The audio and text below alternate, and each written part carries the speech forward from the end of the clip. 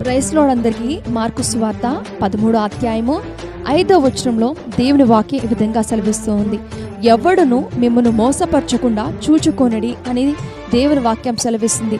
అనేక మంది అబద్ధ ప్రవక్తలు వస్తూ ఉన్నారు. అనేక మంది వాక్యాన్ని మార్చి అనేక మందికి బోధిస్తూ ఉన్నారు. గనుక వారు మనల్ని మోసపరచకుండా మనల్ని మనం జాగ్రత్త పరచుకోవాలి. మనల్ని మనం ఎలా జాగ్రత్త పరచుకోవాలంటే దేవుని వాక్యం నిత్యము చదివితే వారు చెప్పే బోధలు సరైనవా లేకపోతే తప్పు మార్గంలో నడిపిస్తున్నావా అని మనకు అర్థమవుతాయి.